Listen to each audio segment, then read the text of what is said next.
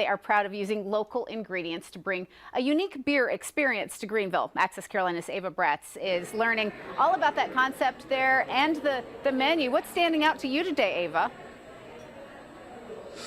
You know I'm on that truffle kick ever since the Bohemian introduced me to it, so their pizza is going to be off the charts amazing. I've got Corey and Steven here, the masterminds of pizza, beer, and honestly just a place for the community. So we talked a little bit about your travels influencing how you landed here. Talk to me a little bit more about that. What should our viewers know? Yes, so kind of grew up traveling all over the place. Like to take inspiration from both our food and drink from all around the world, but we really wanted to find a place in Greenville that we could use locally sourced ingredients and take those ideas from all over the place and bring it in-house. So our kitchen's all scratch made, all using local produce, ingredients for that.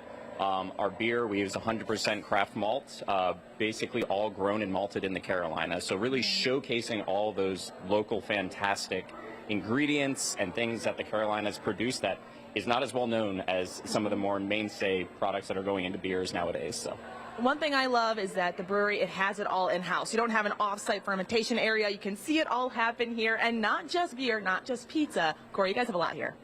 We do. We have a lot going on here. Unity Park's been fantastic. The city of Greenville as a whole has just been super fantastic. I'm originally from Pendleton, so it's super cool to, see Greenville grow as a whole and then see Pangea grow with it as well. Come on. And you open it up to a lot of different kinds of drinks, including salads, too, if you want some lighter fare. But let me tell you, they pack these bowls pretty thick. So talking about first the brewery experience, you collaborate with some local places, too. Yes.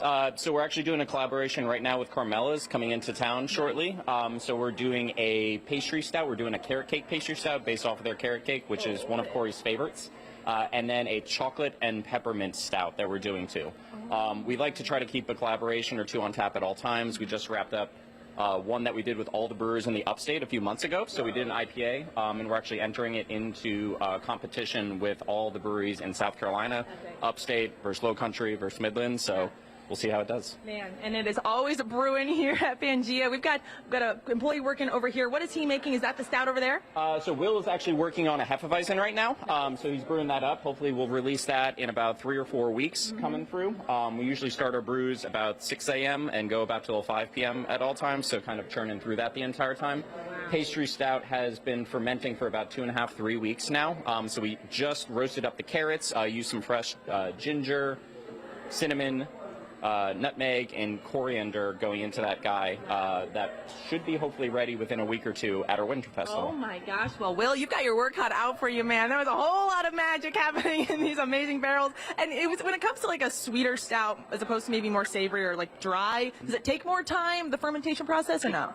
It takes more time, also just added ingredients in there. So we added some additional lactose into there. We added some more sweeter malts. We fermented it, we mashed in at a little bit of higher temperature to give it a little bit of sweeter profile for there.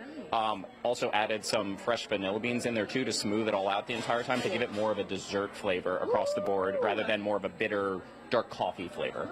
Well, you can sounds like get the sweet and savory here. So, Corey, now I know there's a mug club, and you can be a part of that. Now, do the mug club members get a say in the brew flavors?